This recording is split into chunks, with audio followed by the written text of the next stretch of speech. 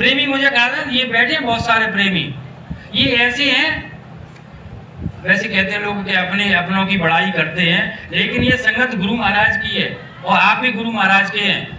तो मैं इनकी निर्मलता के लिए 2012 के बाद से मैं देख रहा हूँ, इनकी निर्मलता, इनके भाव के लिए मैं कभी कभी यहाँ मंच पर खड़ा कर देते हैं तो मुझे भी रोना आता है कि मैं भी इस लायक नहीं हूँ कि इनके भाव का सम्मान रख सकूं।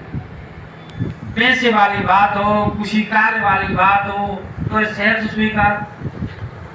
अभी एक बात चली थी कि टाटदारी अगर निर्णय लेते हैं और वही क्या एक सीध में करते हैं तो धौलपुर संगत उस कार्य में जब ये लग जाएंगे तो आर्थिक रूप में सहयोग संगत 10,000 रुपये महीने हर महीने करेगी कि आप करिए और हम साथ भी देंगे।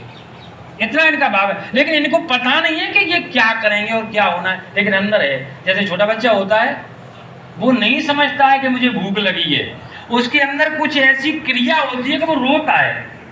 हम कहते हैं कि ये इसको पता भूखा है इसलिए रो रहा है, वो इतना नहीं समझता है कि मैं भूखा हूं, लेकिन उसके अंदर ऐसा कुछ होता है अंदर तो वो रोने लग जाता है। ऐसा ही हमारे अंदर कुछ हो रहा है कि आप कुछ करेंगे, अब क्या करेंगे हमें नहीं पता है। और ये गुरु महाराज मंच पर विराजमान है, उनके सामने ये बात कही जा रही है, इसमें मिलावट नहीं है, ये सच्चाई है, हमारे दिल की, हमारे हृदय की सच्चाई है। इस कार्यक्रम को जो पिछली बार हो चुका है ना, उस कार्यक्रम का संदेश लेकर हम मथुरा गए। वहां के जो इस समय वर्तमान महाराज जी बने बैठे हुए हैं, मैंने स्वयं अपने हाथ से उनको परिचय दिया, भाई लोग साथ थे।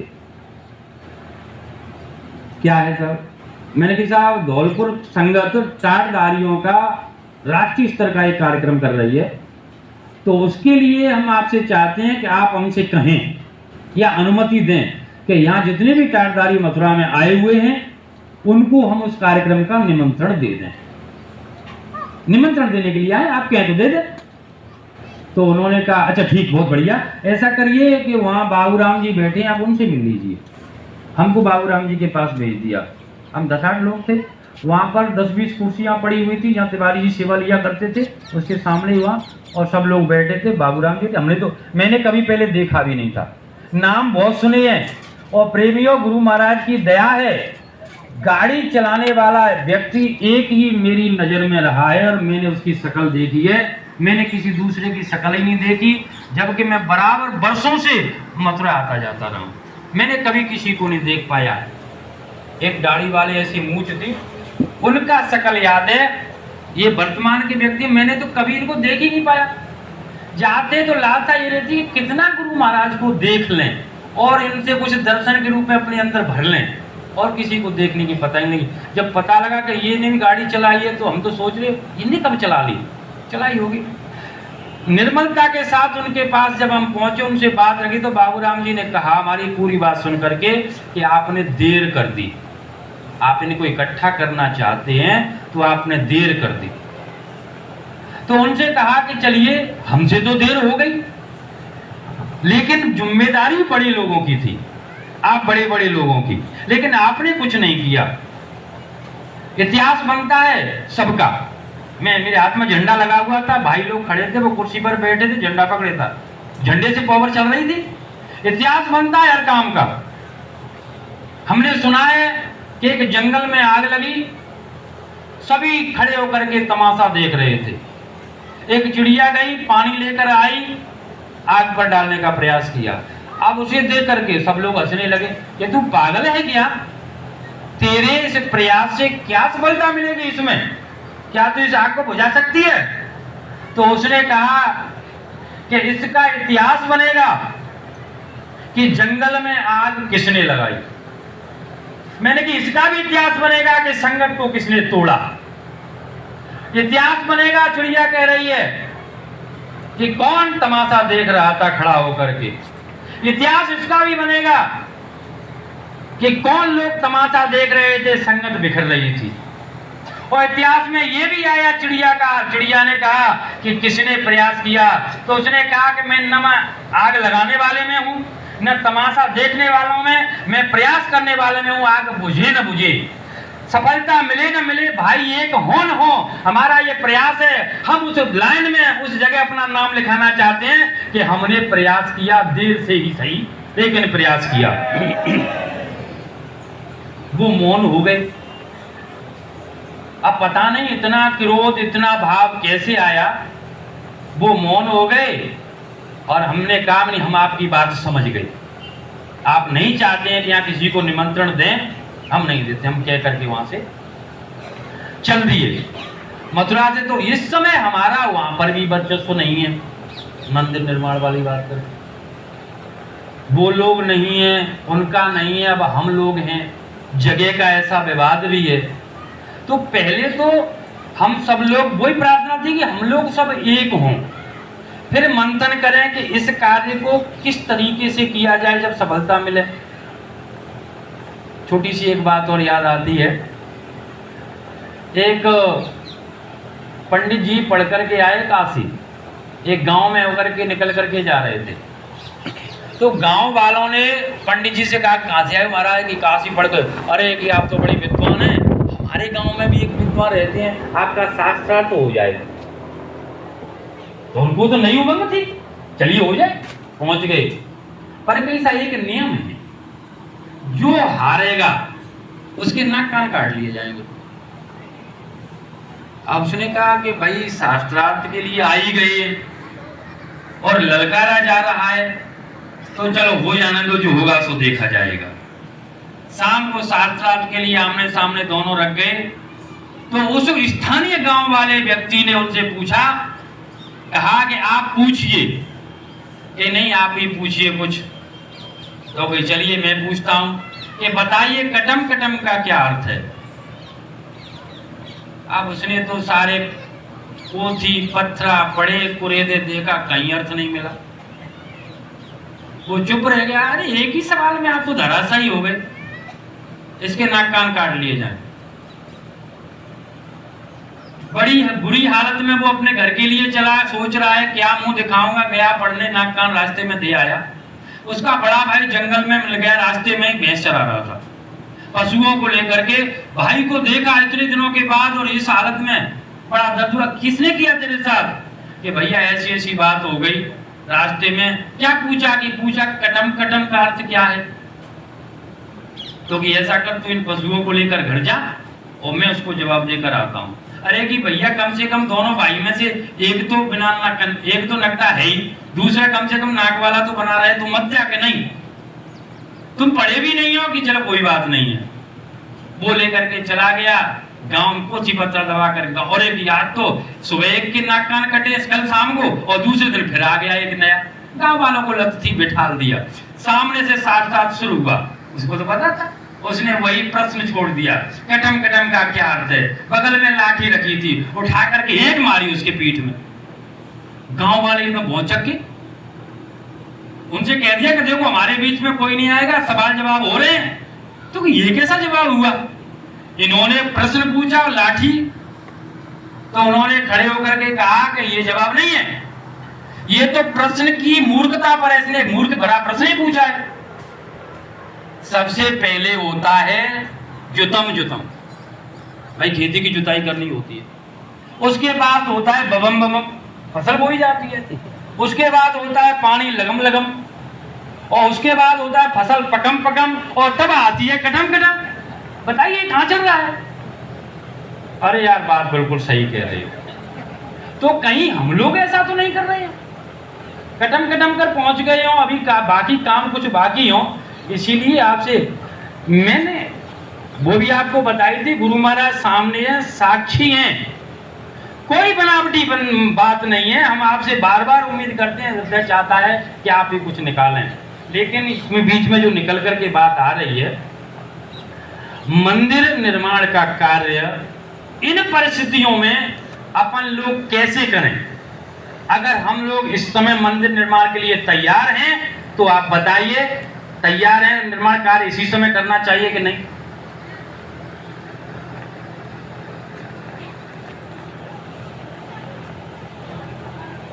जय गुरुदेव। ये प्रस्ताव भी विचाराधीन रहा। कार्य है और बहुत बड़ा कार्य है ये, छोटा मोटा कार्य नहीं है, इसीलिए इसको विचाराधीन गुरु महाराज ने रखवा दिया। हो सकता है कि अभी हम लोग इस पर चर्चा करने के लिए सामर्थ्य नहीं रखते हो, अभी अपना संख्या बल, प्रेमियों का भीड़, हुजूम कम हो, इसीलिए विचाराधीन रख दिया। अगला,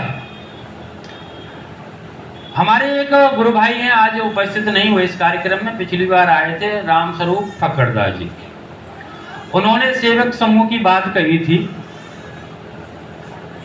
पक्के से मुझे याद नहीं है, लेकिन आप सभी को याद होगा गुरु महाराज ने 2000 के बाद में जिले पर, ब्लॉक पर, गांव पर कुछ संगठन सा बनाया था क्या, पर्चे वर्चे फॉर्म भरवाए, फोटो लगवाए थे, सेवक उपसेवक।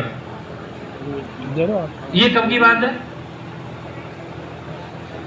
2000 से पहले है, पहले। अब अपने जिले की मैं स्थिति आपको बताता हूं। धौलपुर जिले में हमारे उस समय माट साहब व्यवस्था देखते थे, लाखन सिंह जी, तो उन्होंने फॉर्म भरे थे बाकायदे, सब लोगों के फोटो लिए थे, फोटो चिपकाए थे, क्योंकि 2000 पहले तो मैं संगत में था ही नहीं, और मुझसे कहा कि मैं तुझको बसेड़ी तहसील का उपाध्यक्ष बनाता हूं। मैंने हाथ जोड़कर पैर पकड़ करके कहा कि अभी मैं संगत में आया हूं, मुझे तो ABCD भी नहीं पता है, आप ये प्रक्रिया कर रहे हैं ठीक नहीं है। ब्लॉक की लोगों की मीटिंग बुलाओ और मीटिंग में उन्हीं लोगों से 2 लोग मांगो कि आप लोग 2 लोग हमको दीजिए, ब्लॉक का कार्य देखेंगे। अरे कि तू कुछ नहीं जानता है, तो मैं तभी तो मैं कह रहा हूं आपसे कि मैं नहीं जानता हूं, कोई तरीके से करिए। लेकिन उन्होंने मेरा फोटो लिया और फॉर्म भरा है, कहाँ जमा किया मुझे नहीं पता। तो हमारे यहाँ 2000 के बाद में ऐसी प्रक्रिया चली थी, लेकिन दादा साहब बता रहे हैं कि वो 2000 से पहले की बात है, सेवक उपसेवक की। मैंने एक प्रेमी से भी सुना है कि इसका जो एजेंडा था, इसका जो तरीका था कि जिले पर 2 लोग, जैसे धौलपुर जिला है हमारा 1992 में, जिले में जय गुरुदेव, हमारे यहाँ 2000 के बाद में इस पर अमल हुआ था। धौलपुर, जैसे हमारा धौलपुर जिला है, 5, 7, 8 जितनी भी तहसील है, एक जिला है, तो जिले पे 2 आदमी, 4 तहसील है तो 2-2 तहसील पे आदमी, फिर गांव स्तर पे 2 आदमी, तो एक चेन बन गई। उसमें ये कहा था कि सुमरन ध्यान भजन पर जोड़ दो लोगों को, गुरु महाराज का संदेश आता है तो फट से सीधा जिले पर आया, ब्लॉक पर आया, गांव स्तर पर आ गया, सारे लोगों पर कानों कान खबर हो जाएगी। गुरु महाराज के इस कार्य से लोग जुड़े रहेंगे, भजन ध्यान सुमरन करते रहेंगे, ऐसा उसका फॉर्मूला था, मेरी समझ में आया। अगर ऐसा कोई ये काम है और अगर पुराना गुरु महाराज का किया हुआ है, तो लोगों में जागृति के लिए अपन उस पुराने ढांचे को पुनः सक्रिय करना चाहें कि जिले पर 2-4 जैसे भी हैं सेवक, फिर ब्लॉक स्तर पर, गांव स्तर पर, तो जिला पूरा कवर हो गया। ऐसे ही अन्य जिले पर, तो इस प्रकार से देश में मुहिम चलाई जा सकती है। लेकिन फिलहाल वो प्रेमी यहाँ पर आए नहीं हैं जो इस सेवक उपसेवक की बात करते हैं, तो इस पर चर्चा की जाए कि नहीं की जाए इस समय? जय गुरुदेव। ये भी विचाराधीन रहा। मंच पर वैसे तो पिछले इसमें एक बात आ ही गई है कि गुरु प्रेमी भाई बहन किसी की बुराई नहीं करेंगे, और टाट वालों के लिए मैंने सुना है, प्रेमियों ने पढ़ा है, उनके द्वारा मैंने सुना है, कोई टाट वाला दूसरे टाट वाले की बुराई नहीं करेगा, ये बिल्कुल बाधित है, ऐसा मैंने सुना है।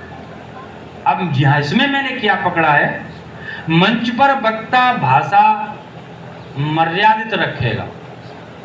आप कितनी बड़ी बात कह रहे हो, आप कितने भी नाराज हो, आपसे किसी ने कुछ भी कह दिया है, इतने प्रेमी भाई बैठे हैं, मेरी बात जैसे आपने स्वीकार नहीं की, मुझे क्रोध आया और मैंने अगला कहीं मंच लगा, इसके बाद में कहीं भी, और मंच पर मैं माइक पकड़ करके खड़ा हो गया और मैंने कहा कि वहां पर इकट्ठे हुए थे टाट वाले लोग और वो ऐसे थे वैसे थे। इस भाषा का कोई प्रेमी प्रयोग कहीं नहीं करेगा। ये संदेश हमको देश और दुनिया में देना है। हम जिसको कार्य को करते रहें, करना है, वो भी सारे काम है गुरु महाराज के, सब होनी है। मंच पर वक्ता भाषा मर्यादित रखेगा, ये सही बात है। ऐसा होना चाहिए कि नहीं होना चाहिए? बोलिए जय गुरुदेव। अब बात आती है, बहुत दिन से सुन रहे हैं और यहां भी बात निकल करके आई है कि स्वामी जी महाराज आएंगे, गुरु महाराज आएंगे। आपके सामने एक अपने प्रेमी हैं, उन्होंने गुरु महाराज के वचनों को पत्रिकाओं से, ऑडियो वीडियो सत्संग से, पुराने प्रेमियों से बात करके इकट्ठा करके और शब्दों का मिलान करके ये निकाला कि गुरु महाराज जल्दी आने वाले हैं। और हम सब कहते हैं कि समय अब बिल्कुल नजदीक है, तो कहीं बात मिल रही है। वक्त नहीं रहा, समय नाजुक मोड़ से गुजर रहा है, कभी भी कुछ भी हो सकता है। तो गुरु महाराज आने वाले हैं। इतिहास में जाते हैं अपन पीछे थोड़ा सा। इस लोक में परिवर्तन बगैर महापुरुष की अंडरटेकिंग के नहीं हुआ है। जब कोई शक्ति सामने होती है तब इतना बड़ा परिवर्तन होता है, क्योंकि परिवर्तन में बहुत जनहानि होती है, बहुत जीव जंतु भी मारे जाते हैं, एक मानव ही नहीं अन्य भी बहुत मारे जाते हैं। तो उस भार को कोई महापुरुष ही उस समय सहन कर सकता है, नहीं तो धरती माता फट जाएगी उस समय। राम रावण युद्ध हुआ, उस समय राम स्वयं शक्ति थे। महाभारत हुआ, जिसमें भगवान स्वयं थे। इस समय जो परिवर्तन होगा उस समय गुरु महाराज मौजूद होंगे, क्योंकि इतने बड़े परिवर्तन को बगैर महापुरुष के कोई यहां पर संभाल नहीं सकता है। तो गुरु महाराज आने वाले हैं। आने में और आज में हमारे पास जो भी वक्त है, एक दिन का, एक वर्ष का, 2 वर्ष का, 10 वर्ष का, अब आप इसमें से तय कर लें कितने वर्ष का समय है, कितना वक्त है, लेकिन अनुमान मान लें कि समय अपने पास थोड़ा है। इस बीच में गुरु महाराज आने वाले हैं। बात उठती है कि वो कहाँ आएंगे, कहाँ आएंगे, क्योंकि वो भी निर्धारित होगा। तो हमने विचार किया है, भाइयों की भी सुना है कि गुरु महाराज ने कहा कि इस मंदिर से पक्षी भी उड़कर जाएगा, वो मनुष्य शरीर का हकदारी होगा। विश्व के हेलीकॉप्टर घंटे भर में यहाँ उतर जाएंगे, जहाज उतर जाएंगे, सारे संसार का मार्गदर्शन होगा। तो उससे बड़ी जगह तो कोई हो नहीं सकती। मैं अपना विचार बता रहा हूं कि उससे बड़ी जगह मेरे विचार में नहीं हो सकती, शायद आपके में कोई और दूसरी जगह है क्या? मथुरा आश्रम के अलावा कोई इतनी पवित्र, इतनी बड़ी महान जगह जिसके बारे में गुरु महाराज ने कहा कोई अन्य देश में है क्या? नहीं है। तो गुरु महाराज आएंगे। अब एक बात सोचने की है कि स्वामी जी महाराज को देश और दुनिया में, अपने ही परिवार में ये घोषित कर दिया कि वो चले गए, क्योंकि अपने ही भाई है भाई। 2012 से